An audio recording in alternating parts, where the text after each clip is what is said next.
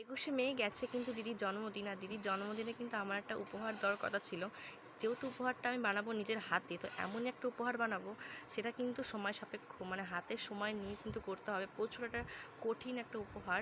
তো সেটা কি উপহার সেটা তোমাদের দেখাবো, দেখালে তোমরা কিন্তু বুঝতে পারবে, মডেলিং দেখেই তোমরা বুঝতে পেরে যাবে আমি কি উপহার বানাচ্ছি। আর এই ভিডিওটা কিন্তু আমি শ্যুট করছি কিন্তু 22শে মে, আর ওকে আমার গিফটটা দেওয়ার কথা হচ্ছে সোমবার দিন, মানে আজকে হচ্ছে শনিবার, আমি সোমবার দিন ওকে গিফটটা দেবো। এই একদিনের মধ্যে কিন্তু আমাকে পুরোটা বানাতে হবে। তো চলো তোমাদের দেখাই আমি এই জিনিসটা কি বানাচ্ছি।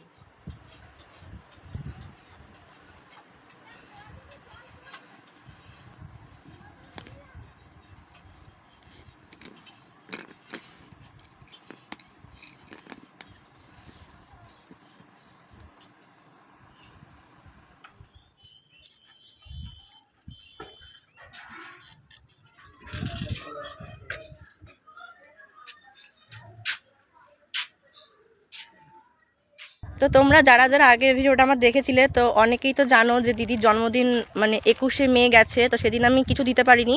তো তোমাদের আমি বলেছিলাম যে আমি এমন একটা গিফট দেবো, সেটা হচ্ছে একদমই সময় সাপেক্ষ, মানে হাতে সময় নেই সেই জিনিসটা তৈরি করতে হবে। তো দেখো সেই গিফটটা কিন্তু আমি বানিয়ে নিয়ে চলে এসেছি। এখন দেখবো যে দিদির হাতে দেওয়ার পর দিদির রিয়াকশানটা কেমন হয়। এটা দেবো দিদির কাছে, অনেকক্ষণ দিয়ে এসে এখানে দাঁড়িয়েছিল।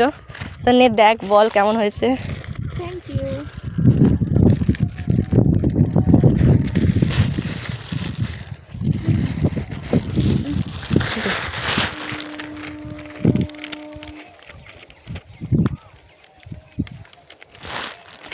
এখান থেকে ছিঁড়ে ফেল না।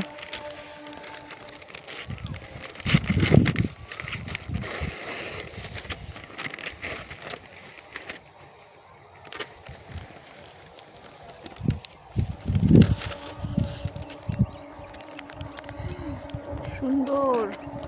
ভালো হয়েছে। হ্যাঁ, খুব সুন্দর। আমি এই কাজগুলো যেখানে যে ছোট ছোট যে কাজগুলো দেওয়ারে ওর হাতে পাওয়ার পর রিয়াকশনটা কেমন হয়, এবার দেখো কেমন হয়েছে। খুব ভালো। আমি এটা মানে দুদিন বলা ভুল, 1.5 দিন ধরে বানিয়েছি এই জিনিসটা। আজকেও আমি আসার অনেকক্ষণ আগে পর্যন্ত বসে বসে এটা বানাচ্ছিলাম। তো যাই হোক, ভিডিওটা বলো কেমন হয়েছে। ওরও রিয়াকশনটা দেখলে তো তোমরা খুবই, মানে আমার বিশ্বাসই হচ্ছে না যে ওর জিনিসটা এত সুন্দর লেগেছে। খুব সুন্দর হয়েছে, আমার খুব পছন্দ হয়েছে।